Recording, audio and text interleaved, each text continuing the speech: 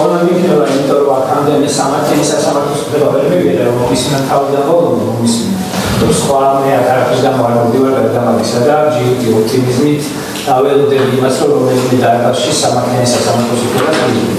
ეხლა მე პირველ რიგში მინდა მაგის მიულოცო, რომ სწავლიკი ბანკის ბაზების დასასრულს გამოსაკვეთს და მომავალთან დაკავშირებით. ხო, და მაგალითად საერთოდ ვიშო. საქმესთან დაკავშირებით არ შეეხება, როგორც მე საპროცესო კონტექსტში წავიდეთ, ამხანად პრობეჯიშვის შეხება მოვალეობა, რომ კონკრეტული საქმის გამოძიებისას და ეს გამოძიების საპროკურორო ზედამხედველობას ახდენს სრული სიფართით გამოძიოს საქმე.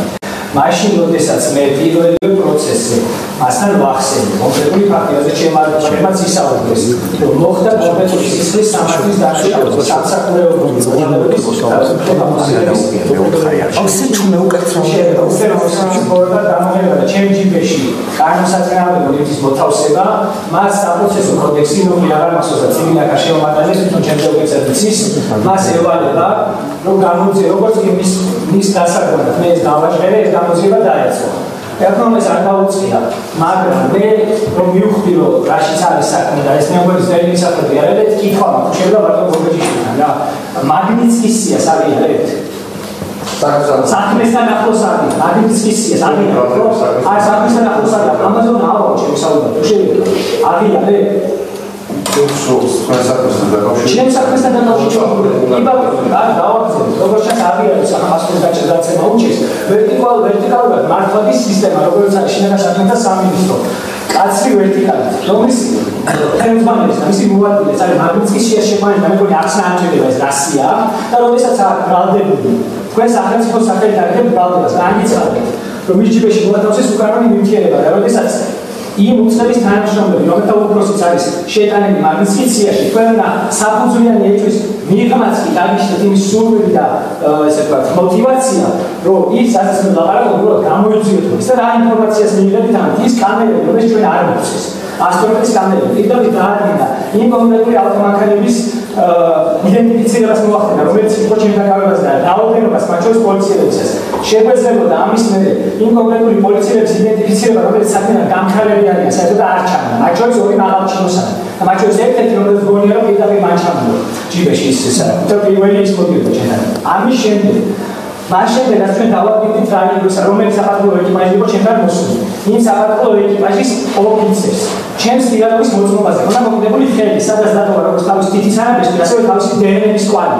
ისევე როგორც სახელმწიფოებრივად ესე ვთქვათ, მატერიალთან.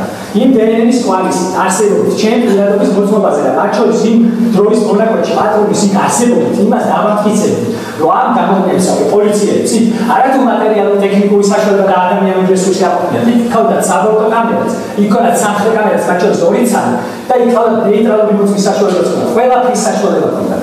ამას გარდა იმ რაღაც ნივთებზე, რომელიც ჯიბეში მომითავსე, იმას სანამ შემამდე მოვიდოდა, აუცილებლად ხელი ექნება და მოგიდებოდა ისეთი, რომელიც ოპერაციაში მონაწილეობდა, მაღალი ალბათობით.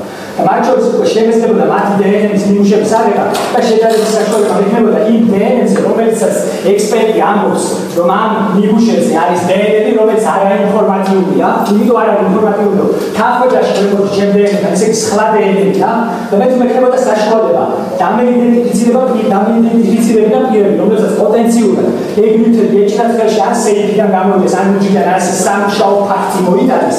მე პირდაპირ თითის დავადებდი, მათ შორის ბიოლოგიური ექსპერტიზის საფუძველზე კონკრეტულად მის ხელში იყო ეს ნივთები, რომელიც ჩემ ჯიბეში მოათავსეს.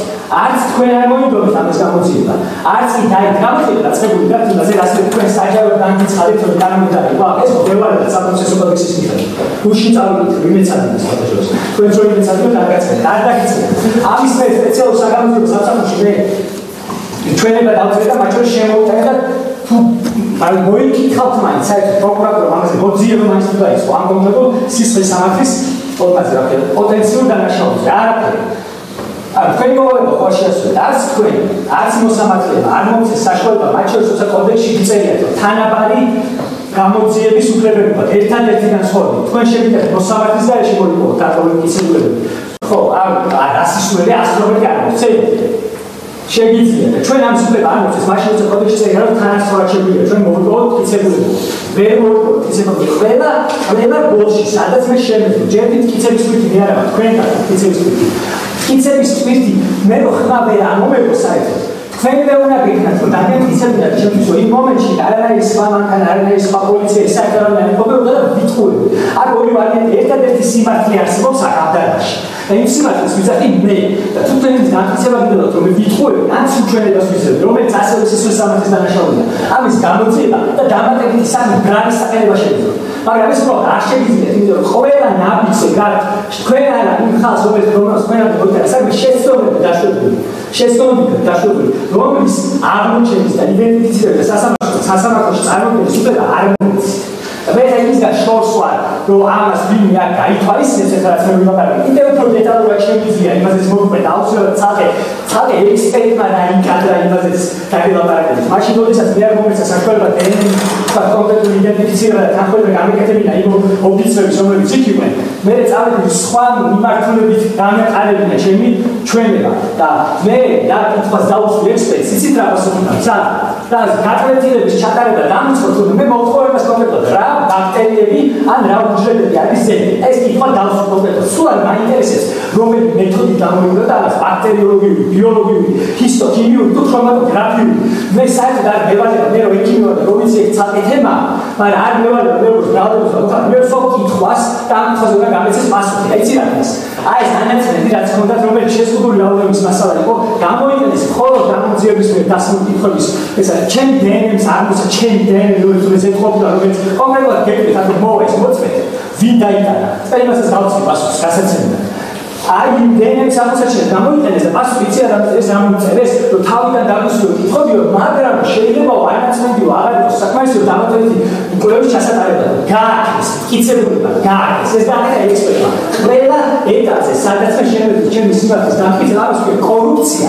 ძალაუფლების პროდუქტად გამოყენება და პროფესიული გულგრილობა გოგოჭიშვილო აი ეს აი დავამთავრე და შემდეგზე კიდე გავაგზავნე ძალიან ბევრი და სალაპარაკო და ძალიან ბევრი შეცდომები გაჩნდა შეხედული და ჯობია თორე კარგად ჩახედოთ აი ვაქსინაციის აუცილებლად შედეგები მოშოვა ხო ვაქსინაციის ჩახედეთ იმ კოდექსს და კარგად ნახეთ რა გეუბნება პროფესიონალურმა განაცხადი ხოდა ბოლოს შეიძლება მე დავამატე წინაზე ჟურნალისტი დაეცი ამ ხანა გოგოჭიშვილს და როცა შეძენა შენახოს ფაქტს როგორ არასწორებდო ესეთი პასუხი გაცა საინფორმაციო ტექნოლოგიური ექსპერტიზა და ტელეფონის შეფეთრება და აუცილებლად ითხოვდა ეხლა და პასუხს გავცი წინასწარ და იქ ამოვაჩინო შეძენის ფასო მე მას ხავაზე გამოითხოვს ის ტელეფონი აი ამ ეკრანზე დიდება მე არ ვიმოდი რაც ამას არა საერთოდ ამ სისტემაში და რა გვარვიდობი სულცადა მაგნიტსკის სიავად ვახსენე და სულცადა ავხსენე რამდენი ეტაპზე გამარჩენეს ჩემი სიმართლე გამიწევინა და ყველაზე სასამართლოს ფალცი ჩვენების საკით